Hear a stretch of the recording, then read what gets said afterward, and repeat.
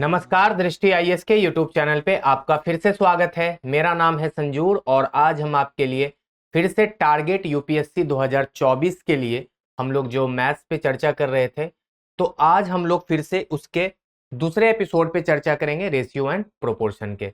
तो हम लोग अभी तक रेशियो एंड प्रोपोर्शन के पहले एपिसोड को कर लिया है, आपने उसके क्वेश्चंस को देख लिया होगा और उसको आपने प्रैक्टिस कर लिया होगा।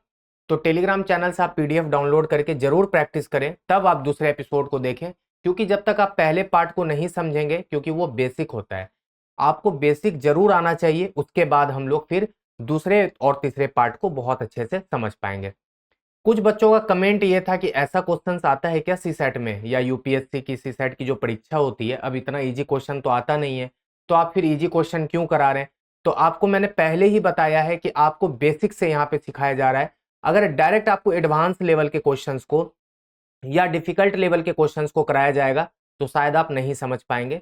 यहाँ पे हम सारे बच्चे को टारगेट करते हैं जो बेसिक से सीख रहे हैं, तो इसलिए यहाँ पे आपको बेसिक, मॉडरेट और एडवांस लेवल के क्वेश्चंस को कराया जाता है, जो यूपीएससी के एग्जाम के लिए बहुत ही महत्वपूर्ण है। जब तक आप बेसिक नहीं सीखेंगे तो आपका कॉन्सेप्ट क्लियर नहीं होगा और कोई भी क्वेश्चन आप चाहे ईजी हो या मॉडरेट हो या डिफिकल्ट हो, आप नहीं बना पाएंगे। तो आप हमारे साथ आराम आराम से सीखें, बेसिक्स क्वेश्चंस को पहले सीखें, कॉन्सेप्ट को सीखें, ट्रिक को सीखें, खास करके फॉर्मूला वगैरह जरूर याद रहने चाहिए। क्योंकि कई बार क्या होता है एग्जाम में, कॉन्सेप्ट ऑफ ट्रिक बिल्कुल भी काम नहीं करेगा तो लास्ट में फिर फॉर्मूला ही काम देता है। तो यहाँ पे आपको हर तरीके से सिखाया जा रहा है।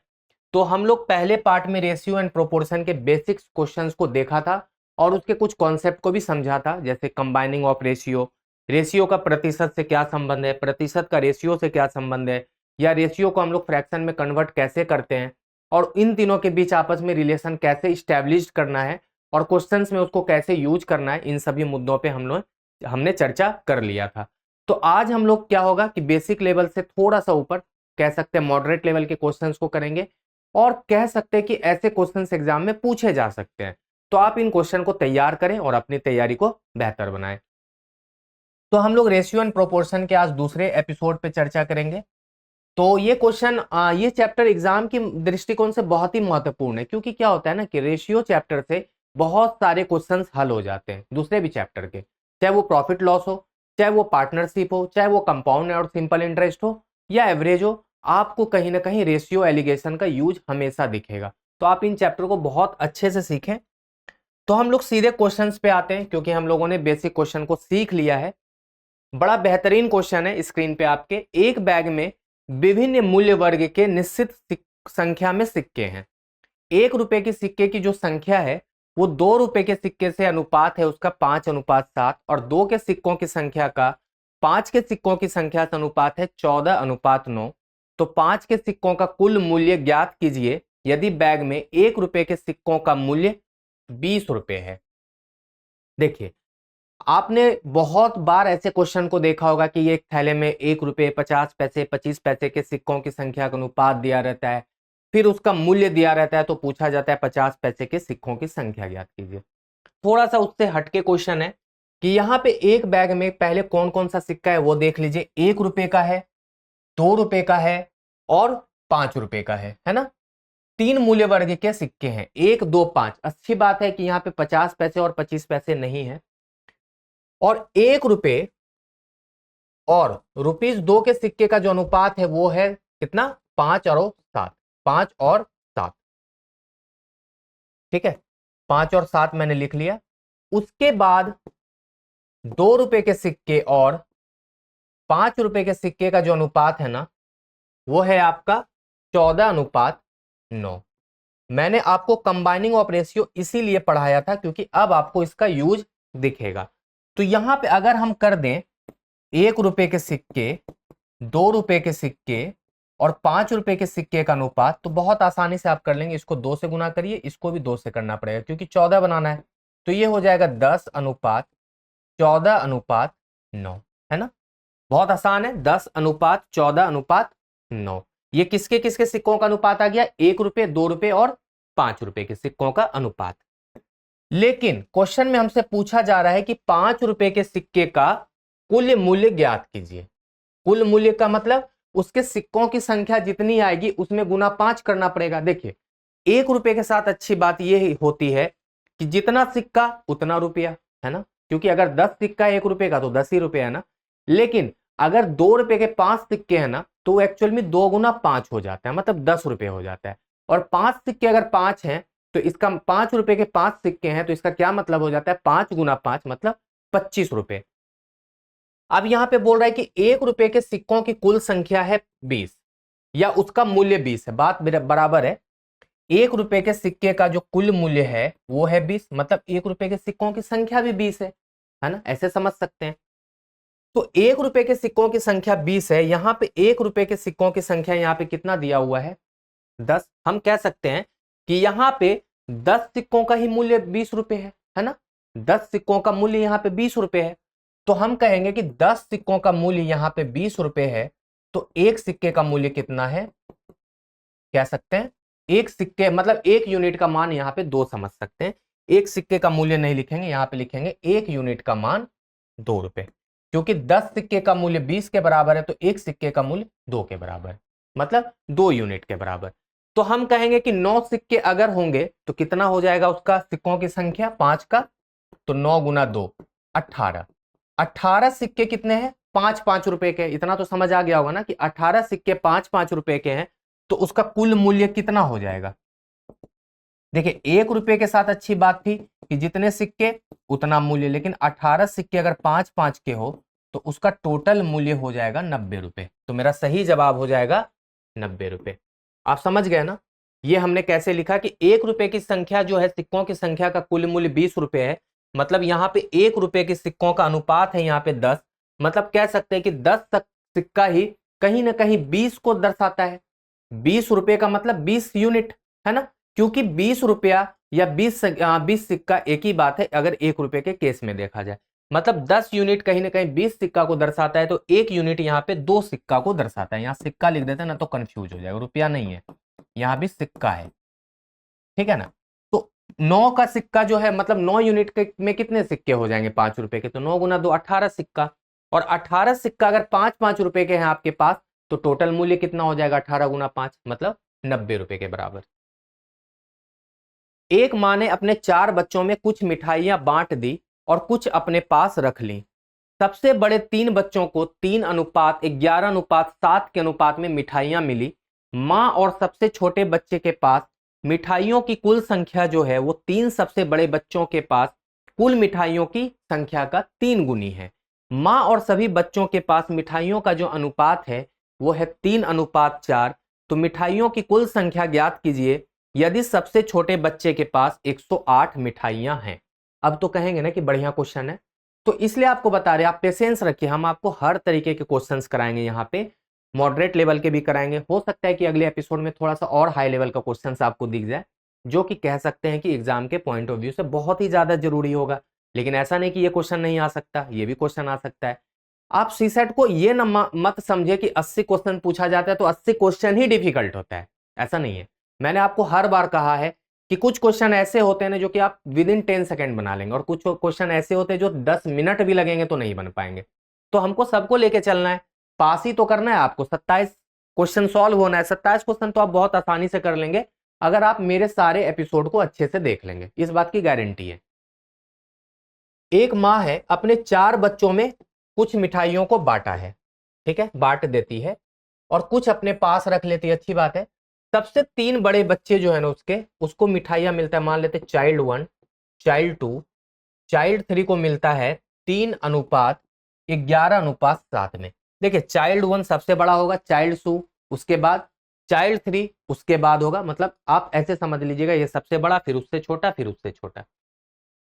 माँ को हम एम से डिनोट करेंगे, मदर और चाइल्ड 4, चाइल्ड 4 का मतलब सबसे छोटा बच्चा को मिठाइयों की संख्या, कुल संख्या 3 सबसे बड़े बच्चों के पास मिठाइयों की कुल संख्या की 3 गुनी है। अब एक बात समझिए, इसका रेशियो नहीं दिया हुआ है, तो मदर और प्लस चाइल्ड 4 के पास जो मिठाइयों की कुल संख्या है ना, वो उसके 3 बड़े बच्चों की मिठाइयों की संख्या, मतलब कुल संख्या की 3 गुनी है।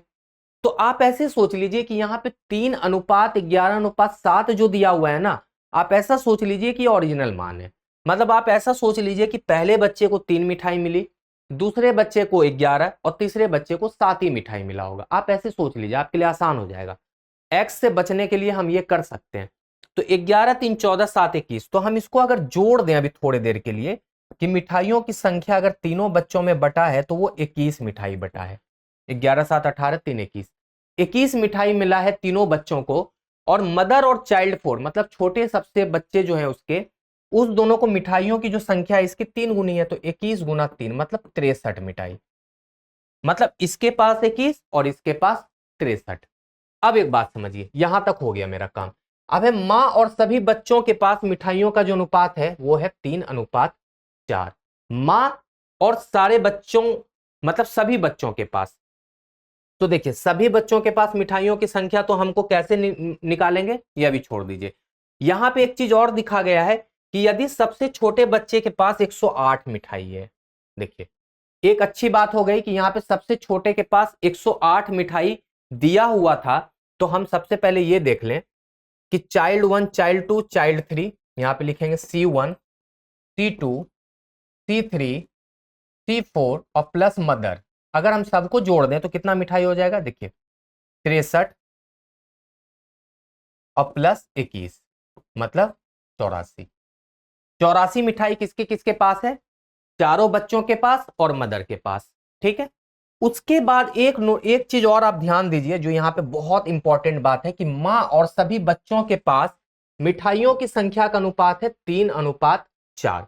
अब यहां पे देख लेते हैं, मदर अनुपात C1 plus C2 plus C3 plus C4 का जो अनुपात है वो है 3:4।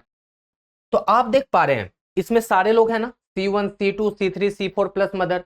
तो हम कहेंगे कि जो 84 यूनिट है ना वो कहीं ना कहीं 3 + 4 के बराबर है ना। इसमें देखिए सब आ गए, तो 3 + 4 क्लियर।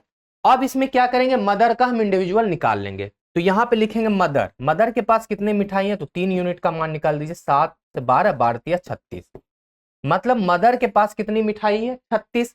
तो मदर के पास अगर 36 मिठाई है तो चाइल्ड 4 के पास कितनी मिठाई हो जाएंगी, 63 में 36 घटा दीजिए, 13 में 6 गया 7, 5 में 3 गया 2, 27 मिठाई सबसे छोटे बच्चे के पास था। देखिए कितना बढ़िया क्वेश्चन था, आपको एक एक चीज लेके चलना था। 27 मिठाई सबसे छोटे बच्चे के पास है, लेकिन 27 मिठाई सबसे छोटे बच्चे के पास है लेकिन ओरिजिनल में उसके पास 108 मिठाई। तो हम कहेंगे कि 27 यूनिट ही कहीं ना कहीं 108 को डिनोट कर रहा है, तो एक यूनिट कहीं ना कहीं 4 को डिनोट कर रहा है। पूछा क्या गया है, तो मिठाइयों की कुल संख्या, देखिए मिठाइयों की कुल संख्या कितना है भाई, 84। देखिए एक बच्चे, दो बच्चे, तीन बच्चे, चार बच्चे प्लस मदर, क्योंकि सबको लेके चलना है। तो 84 यूनिट का मान निकाल दीजिए, सॉरी यहाँ पे 84 का मान निकाल देंगे, इसको मिटा दीजिए, है ना। यहाँ पे 84 यूनिट बराबर हो जाएगा 4 गुना 84। तो 4 चौके 16, 8 चौके 32, 33, मतलब 336 मिठाई टोटल थे, जो कि इतने प्रोसेस के बाद आपको बाद में पता चला कि सबसे छोटे बच्चे को 108 मिठाई मिला था। तो बहुत ही बेहतरीन और बहुत ही खूबसूरत सवाल था, तो आप इसको जरूर दोबारा कीजिएगा। देखिए फिर से बेहतरीन क्वेश्चन है, थोड़ा सा आसान है उससे। 2 कलम और 3 किताबों का जो लागत मूल्य है वो 2200 रुपए है, और 2 कलम और 4 किताबों का जो लागत मूल्य है वो 2400 रुपए है। तो कलम और किताबों के लागत मूल्य के बीच अनुपात ज्ञात करें। देखिए एक बात सबसे पहले आपको यहां पे समझा दें, क्वेश्चन में कहीं भी कह रहा है कि कितने कलम या कितने किताबों के लागत मूल्य का अनुपात निकालना है, नहीं ना। तो जब भी ऐसा क्वेश्चन आए ना तो आप 1 का निकाल दीजिए, चाहे 1 का निकालिए या 10 का निकालिए, आंसर एक ही आएगा। लेकिन ध्यान रहे यहां अगर 1 निकालेंगे तो इसमें भी एक ही का, ऐसा नहीं कि 1 कलम और 10 किताब की लागत मूल्य का अनुपात निकालिएगा, नहीं, यूनिट सेम रखिएगा, 10 कलम तो 10 किताब, 1 कलम तो 1 किताब। क्योंकि यहाँ पे मेंशन नहीं किया है कितने कलम कितने किताब, तो हम कुछ भी निकाल सकते। तो सबसे अच्छी बात है कि 1 का निकालिए, आंसर वही आना है। 2 पेन और 3 किताबें, तो 20 से डिनोट कर देते हैं बुक। 2200 रुपए का ये सामान है टोटल, और यहां 2 पेन अब प्लस 4 किताब खरीदते हैं तो 2400 रुपए लगता है। देखिए अगर आप थोड़ा सा अपना इंटेलिजेंसी यहां पे लगाएंगे ना, अगर आप इसको सॉल्व करेंगे तो बहुत ज्यादा समय लग जाएगा। आप ऐसे सोचिए कि 2 पेन तो दोनों में है, तो इसको हटा दीजिए, यहां पे एक ही पेन तो एक्स्ट्रा आ रहा है ना, तो एक ही पेन एक्स्ट्रा आ रहा है, वो कितने रुपए के बराबर होगा, 200 रुपए के बराबर। एक पेन के ही कारण तो 200 रुपये दाम बढ़ गया ना। एक पेन का दाम अगर 200 रुपये है तो जाहिर सी बात है 2 पेन का दाम यहाँ पे कितना हो जाएगा, पेन सॉरी बुक का है ना, बुक, एक बुक का दाम यहाँ पे 200 है तो एक पेन का कीमत कितना हो जाएगा। देखिए अगर एक बुक का दाम 200 है तो 3 बुक का दाम कितना हो जाएगा, 600 रुपये। 2200 में 600 को घटा देंगे, कितना हो जाएगा, 1600 रुपये। 1600 रुपये कितने पेन का दाम हो जाएगा, 2 पेन का, तो एक पेन का दाम कितना हो जाएगा भाई, 1600 बटे 2 मतलब 800 रुपये। तो एक पेन का दाम यहाँ पे हो गया 800 रुपया। अनुपात किसका पूछा गया है, एक पेन और एक किताब या पेन किताब जो भी हो, तो पेन और बुक का जो रेशियो हो जाएगा वो 800 अनुपात 200 हो जाएगा, मतलब 4:1। मतलब कह सकते हैं बहुत आसान क्वेश्चन था। बस आपको ये सिखाना था कि इसमें इतना लंबा चौड़ा इक्वेशन बनाने की जरूरत नहीं थी, बस आपको ये देखना था कि ये तो सेम है, बस क्या बढ़ा जो कि इसका 200 रुपये बढ़ा, तो एक किताब बढ़ गया था इसलिए इसका 200 रुपये बढ़ गया था। ठीक है, चार मित्रों की जो औसत आयु है ए बी सी डी की, उसकी औसत आयु है 21 वर्ष। ए और बी की आयु का जो योग है डी की आयु से 14 वर्ष अधिक है। डी और बी की जो आयु के बीच का अंतर है वो 4 वर्ष है और डी और ए की आयु के बीच का जो अंतर है वो है 6 वर्ष। तो 3 वर्ष बाद ए बी और सी की औसत आयु ज्ञात करें। देखिए हम इसको बहुत आसान तरीके से बनाने की कोशिश करेंगे। यहां पे दिया हुआ है A plus B plus C plus D का जो उम्र हो जाएगा वो 21 गुना 4 हो जाएगा, क्योंकि औसत आयु है ना, तो 84 वर्ष हो गया, इतना तो आपको पता होगा। अब बोल रहा है कि ए और बी की जो आयु है ना का योग वो डी की आयु से 14 वर्ष अधिक है। डी की आयु से 14 वर्ष अधिक है तो हम कहेंगे ए प्लस बी जो है वो कहीं ना कहीं डी प्लस 14 के बराबर है, इतना तो आप कर सकते हैं ना। और डी और बी की जो आयु के बीच का अंतर है मतलब डी माइनस बी है ना, डी और बी की आयु के बीच का जो अंतर है वो है 4 वर्ष। डी और ए के जो अंतर है ना उसका है वो 6 वर्ष है। हम कह देंगे इसको इक्वेशन 1, ये हो जाएगा इक्वेशन 2, ये हो जाएगा इक्वेशन 3 और ये हो जाएगा इक्वेशन 4। तो 3 वर्ष बाद ए बी सी की औसत आयु ज्ञात करें। चलिए वो तो बात की बात है, सबसे पहले हमें ए बी सी डी का इंडिविजुअल आयु पता लग जाए, ए बी सी का ही पता लग जाए, बहुत काम हो जाएगा मेरा। अब यहाँ पे देखिए अब हम कहाँ से शुरू करें। अगर हम इसको लिखें इक्वेशन 4 को देखिए, हम लिख सकते हैं डी बराबर ए प्लस 6, कोई दिक्कत है। अगर हम डी बराबर ए प्लस 6 लिखें या ए बराबर हम लिख लेते, सॉरी ऐसे रहने दीजिए, ए बराबर लिखिए और थोड़ा सा आसान कर देते हैं आपको। ए बराबर डी माइनस 6 लिख सकते हैं आप, ए उधर चला गया 6 इधर आ गया। अब ये जो ए बराबर डी माइनस 6 है ना, आप इसको यहां रख दीजिए, इसमें रख दीजिए। तो इसमें अगर रखेंगे तो देखिए क्या हो जाएगा, ए का मान हो जाएगा डी माइनस 6 प्लस बी बराबर डी प्लस 14, इतना तो लिख सकते हैं ना। इसमें रख दिए तो इक्वेशन 2 में। अब देख पा रहे हैं यहाँ डी डी कैंसिल हो जाएगा, तो बी का मान कितना हो जाएगा, 14 प्लस 6 मतलब 20 वर्ष। बहुत आसानी से बी का मान पता लग गया यहाँ पे 20 वर्ष। अब इसमें बी को रख दीजिए। अब यहाँ पे देखिए डी माइनस बी का मान है 4, इक्वेशन 3 है ये। अब यहाँ पे b का मान अगर हम रख दें कितना, 20,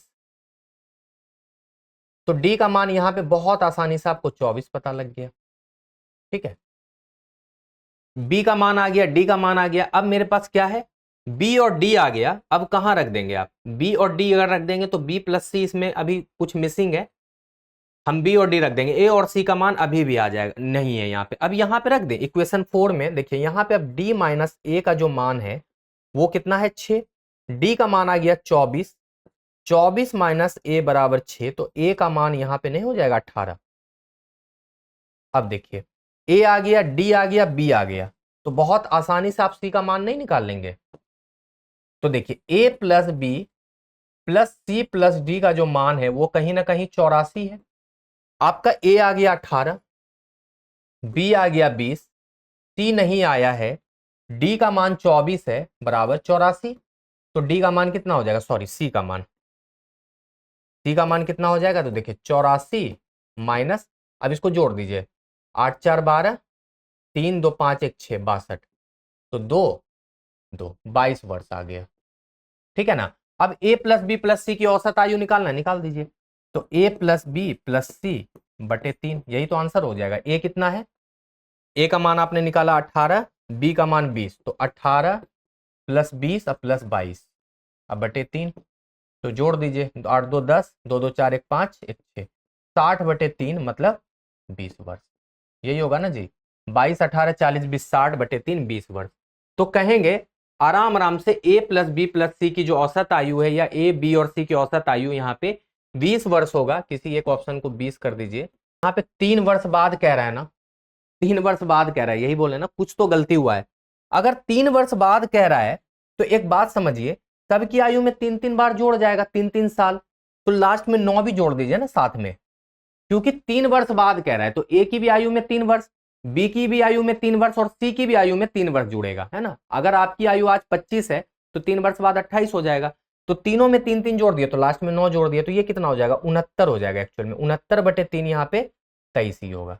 तो हम कहेंगे कि ए बी और सी की जो औसत आयु 3 वर्ष बाद है वो है 23 वर्ष। अगर गलती से ऑप्शन 20 दिख जाता 20, तो हम तुरंत लगा देते, क्रॉस चेक भी नहीं करते। तो यही सब ध्यान रखिएगा। अब 1 वर्ष पहले गणेश और मनोज का जो वेतन का अनुपात था वो है 3:4। पिछले वर्ष और इस वर्ष के वेतन के बीच उनके व्यक्तिगत वेतन का जो अनुपात है वो है 4:5 और 2:3। तो वर्तमान में उनका कुल वेतन है 12,480 रुपए।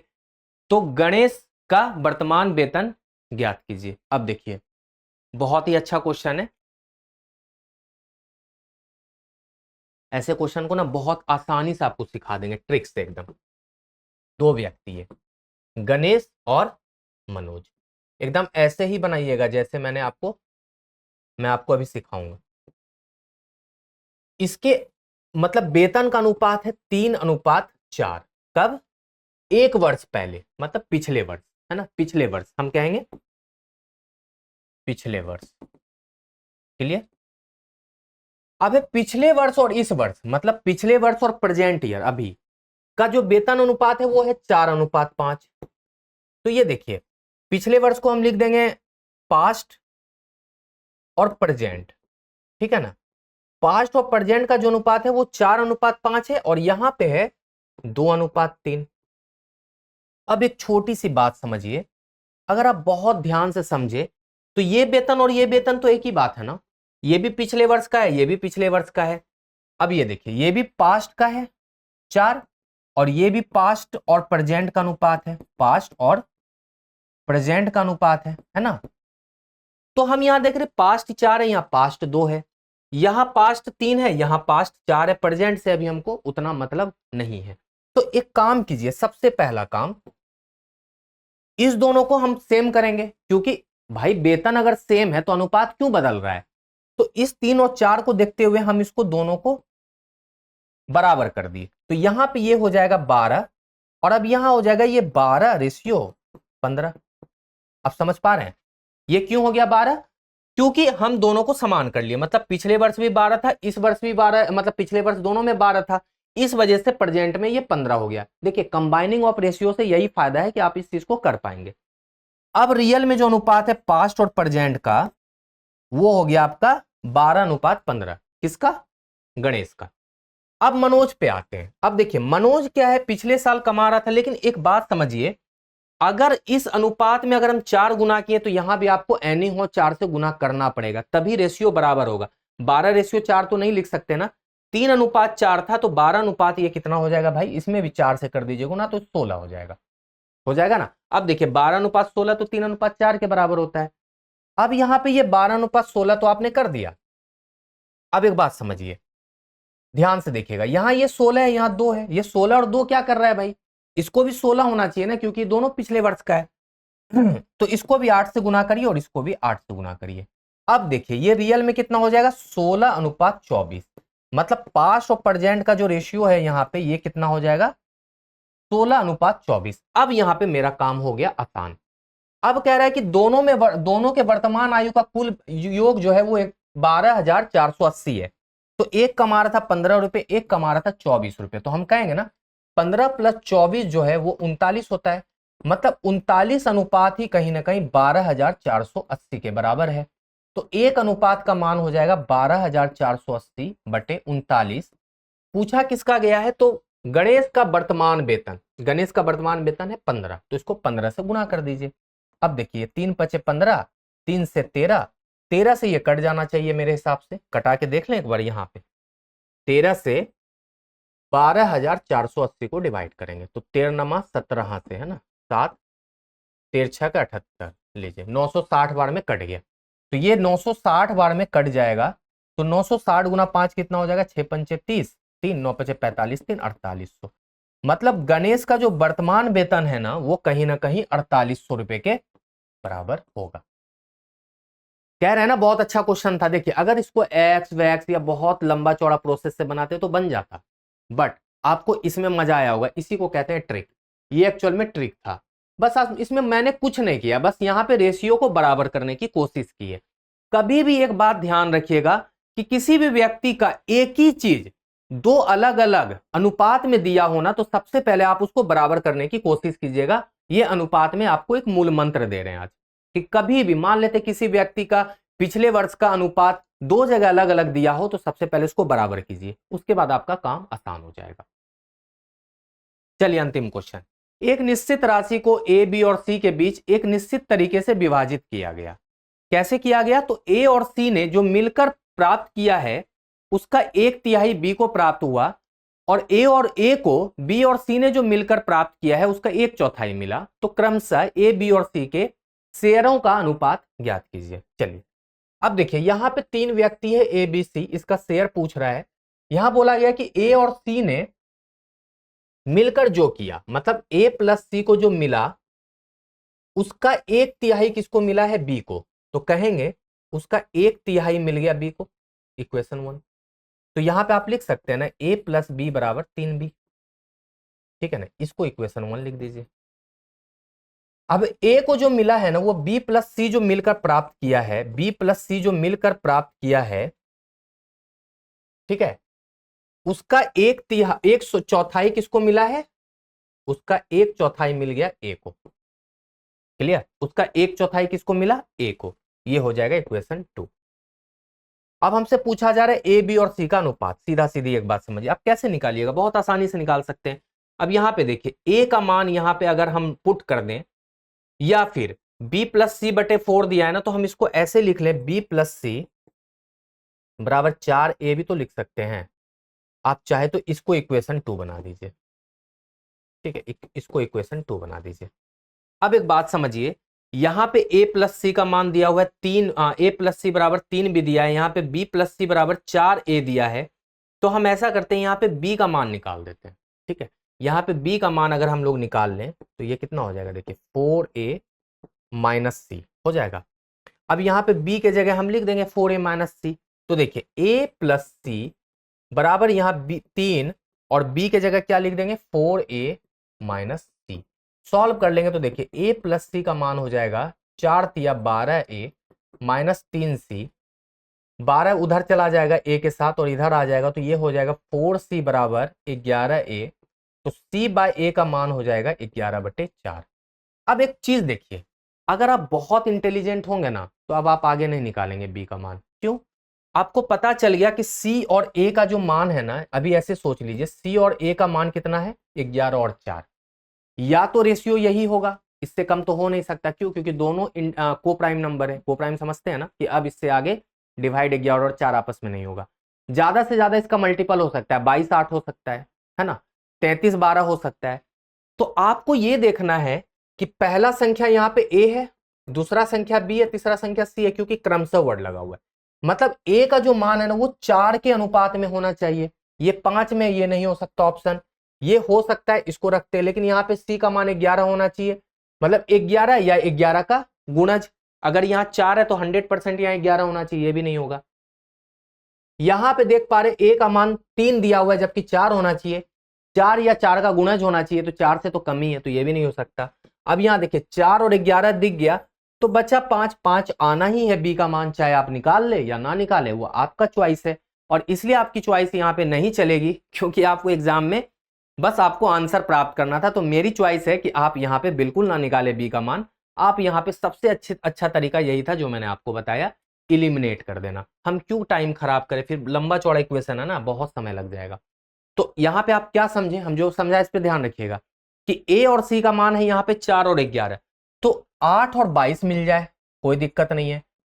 12 33 हो जाए, कोई दिक्कत नहीं है। तो यहाँ पे कुछ भी ऐसा नहीं मिल रहा था। मतलब क्या था कि ए का मान 4 या 4 का गुणज, सी का मान 11 या 11 का गुणज हो।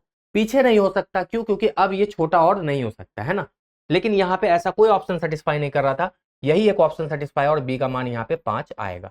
तो इस तरह आज हम लोग रेशियो एंड प्रोपोर्शन के दूसरे पार्ट को समाप्त कर लिया है, और अब हम लोग तीसरे पार्ट पे बहुत जल्दी चर्चा करेंगे, क्योंकि हम लोग सप्ताह में 3 वीडियो लेकर आते हैं। तो हो सकता है कि तीसरा पार्ट आपको 2 दिन के बाद दोबारा दिख जाए और आपका रेशियो खत्म हो जाएगा। फिर हम लोग नए चैप्टर के साथ मिलेंगे, कोई रीजनिंग के चैप्टर के साथ।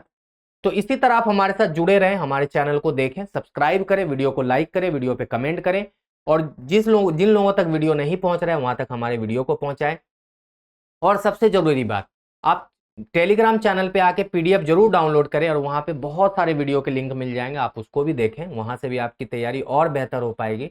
अगर बहुत बेसिक से सीखना है तो वहां पे पीसीएस चैनल के भी आप वीडियो को देख सकते हैं। अगर और भी थोड़ा लो लेवल से आपको सीखना है, जो बच्चे का मैथ्स बहुत कमजोर है, तो आप पीसीएस चैनल के भी वीडियो को देखें, फिर उसके बाद यहाँ वीडियो को देखेंगे तो आपको समझ में आ जाएगा। तो इसी तरह हम आपसे मिलते रहेंगे, आप हमारे साथ 2024 तक जुड़े रहें और अपनी तैयारी को बेहतरीन तरीके से करें। तो चलिए मिलते हैं अगले वीडियो में, आज के लिए शुक्रिया।